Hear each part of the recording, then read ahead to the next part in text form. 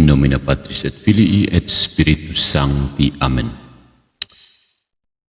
Fratres carissimi, welcome back into the jungle of Protestantism. Kali ini kita akan memeriksa bagaimana teknik manipulasi retorik dari pendeta-pendeta Protestan ya.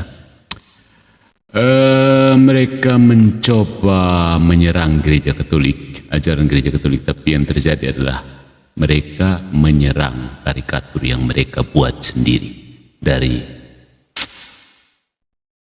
ya terpaksa harus menggunakan kebodohan atau kesengaja tidak tahuannya.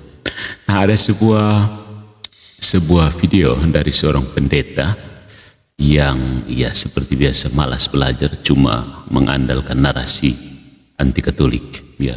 Nada ceritanya melodramatis tapi logikanya berlobang seperti jalan pedalaman yang habis hujan.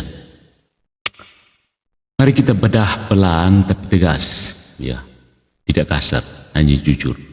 Dan di balik semua itu kita akan melihat bahwa pendeta PS ini tidak sedang membaca dokumen gereja, dia sedang membaca bayangannya sendiri di depan cermin buram. Nah, mari kita lihat. Yang pertama, ada kesalahan membaca dokumen gereja Katolik. Protestan itu kurang belajar sih. Mereka hanya bereaksi terhadap dokumen gereja Katolik lalu mulai bersorak kegirangan. Seperti apa ya?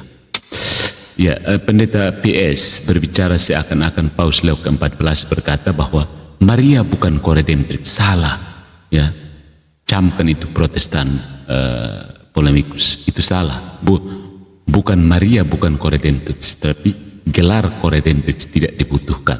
Beda, ya. Lalu mereka menafsir itu sebagai penolakan suatu doktrin yang dulu sudah diajarkan. Ingat, bahkan seorang rektor STT saja mengajar secara bias seperti ini. Maksudnya apa? Membangun narasi anti Katolik. Ini sebenarnya cacat informasional dan tujuan untuk menipu umat awam. Dalam gereja Katolik belum pernah ada dogma tentang koredemptrix, camkan. Tidak pernah ada ajaran magisterium yang menetapkan istilah itu secara definitif. Dan tidak ada konsili yang pernah mendefinisikan atau mewajibkan istilah itu. Gelar koredemptrix hanya pernah digunakan secara devosional oleh sebagian teolog dan paus, bukan sebagai dogma. Sampai sini sengaja tidak mau paham ya. Dengan kata lain, Paus Leo tidak membatalkan apa-apa. Sekali lagi, Paus Leo tidak membatalkan apa-apa, esensi, dari segi esensi. Dia hanya menegaskan status yang memang sudah dari dulu begitu. Pendeta Protestan, terutama yang muncul dari video PS, membaca sejarah devosi sebagai doktrin resmi. Itu seperti membaca status WhatsApp orang sebagai undang-undang negara. Ya. Yang kedua, ada kesalahan asumsi. Devosi tidak sama dengan dogma.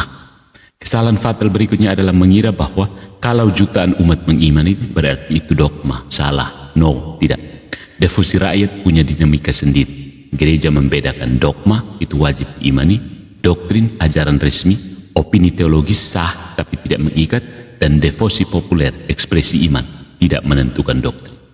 Istilah koredemptrix itu berada di kategori opini devosi, bukan doktrin. Gereja selalu mengizinkan umat mengekspresikan kasihnya kepada Maria sejauh tidak mengaburkan peran Kristus. Artinya, Paus Leo tidak mengubah doktrin. Camkan itu sekali lagi, Paus Leo tidak mengubah doktrin. Dia hanya menyisir bahasa devosi. Itu perbedaan antara memotong rambut dan memotong kepala. Pangkas rambut, potong kepala, dua hal yang beda. Yang ketiga, ada kesalahan logika. Tradisi tidak sama dengan kebiasaan. PS memperlakukan tradisi populer sebagai tradisi apostolik. Apakah dia mau belajar sedikit bahwa dalam teologi Katolik ada perbedaan tegas antara tradisi besar, T besar, itu warisan apostolik berupa dogma, sakramen. Tradisi kecil, T kecil, kebiasaan liturgis, devosi, dan ungkapan teologis. Gelar koredemptrix itu jelas kategori T kecil. Tapi dia dan teman-teman polemikusnya pura-pura tidak tahu. Mereka sengaja mencampur aduk dua kategori untuk menciptakan sensasi, seolah-olah Roma berubah haluan. Ini trik klasik ya. Saat magisterium tidak mengikuti tradisi devosi tertentu, maka Roma inkonsisten. Itu pernyataan mereka. Padahal justru itu bukti Roma konsisten. Yang tidak apostolik tidak dijadikan dogma. Gitu. Kemudian ada kesalahan teologis, salah memahami makna ko. Larangan penggunaan ko redemptrix bukan karena Maria tidak berperan, no. Tapi karena awalan Latin ko perlu dijaga maknanya. Dalam bahasa Latin, ko artinya bersama, bukan menyetara. Bersama belum tentu setara.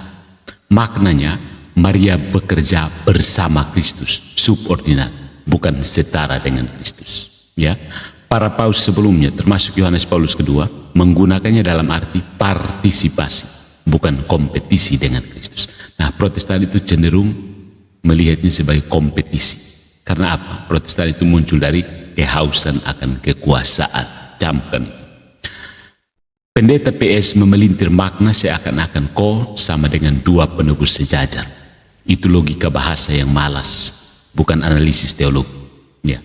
Kemudian ada kesalahan historis. Dia tidak tahu apa itu Lumen Gentium 62. Dia mengutip LJ 62 tapi tidak mengerti isinya.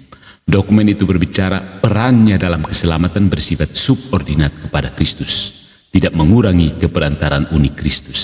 Itu inti Mariologi Katolik. Ya, ini juga alasan mengapa gereja berhati-hati dengan istilah co-redemptrix. Yang ditolak Paus Leo adalah ambiguitas bahasa, bukan ajaran. Yang konsisten justru gereja, bukan pendeta PS dan teman-teman polemikusnya. Kemudian ada kesalahan logika sistemik. Dia mengira doktrin Katolik berdiri dari voting populer. Dia bicara seakan-akan kalau ada jutaan tanda tangan harus jadi dogma. Kalau devosi populer kuat, magisterium harus ikut. Kalau teolog memakai suatu istilah, otomatis jadi doktrin. Ini bukan gereja baptisan massal, ya. Dogma bukan referendum. Magisterium bekerja dengan prinsip dogma hanya didefinisikan bila benar-benar perlu untuk melindungi iman. Dan sampai sekarang, gelaran co-redemptrix tidak pernah dianggap perlu. Kemudian ada kesalahan yang terbesar adalah menyamakan teologi Katolik dengan teolog Katolik. PS mengira kalau ada teolog Katolik bicara A, berarti gereja Katolik mengajarkan A. Padahal para teolog Katolik dibolehkan berpendapat luas sepanjang tidak melawan dogma. Dia menilai gereja Katolik dari ajarannya teolog, bukan dari magisteriumnya. Itu seperti menilai seluruh Protestan dari YouTuber yang paling nyeleneh, seperti Idis TV. Yang kedelapan, ada kesalahpahaman tentang infalibilitas. Protestan ini sok tahu infalibilitas. Pelajar, sini saya ajar. PS bicara seolah-olah kalau magisterium tidak setuju dengan devosi tertentu, berarti infalibilitas runtuh. Ada Protestan yang berpikir seperti ini, ya. Justru sebaliknya, infalibilitas berarti gereja dijaga agar tidak salah paham tidak salah dalam hal dogma. Bukan berarti gereja harus mendogmakan semua hal yang populer. Bahkan infalibilitas justru ditunjukkan lewat penolakan membuat dogma baru. Kalau membingungkan, pembatasan bahasa demi menjaga kristosentrisme, kehati-hatian dalam terminologi. Nah, kasus co-redemptrix ini justru menunjukkan infalibilitas Paus. Tapi Protestan mana paham. Yang kesembilan, retorikanya. Seperti biasa, mulai dari Deki sampai para penari latarnya yang kurang latihan ini. Drama, kurang data. Ya. Dia membangun seluruh argumennya bukan dari dokumen gereja, tapi dari cerita fiktif teman Manado yang bingung, pengandaian emosional, pertanyaan retoris yang tidak memakai data, narasi Roma inkonsisten. Bahkan struktur videonya adalah seperti ini. Buka dengan kisah sedih, sisipkan ketakutan, tuduh Roma berubah-ubah, tutup dengan iklan reformasi, macam iklan sikat gigi saja.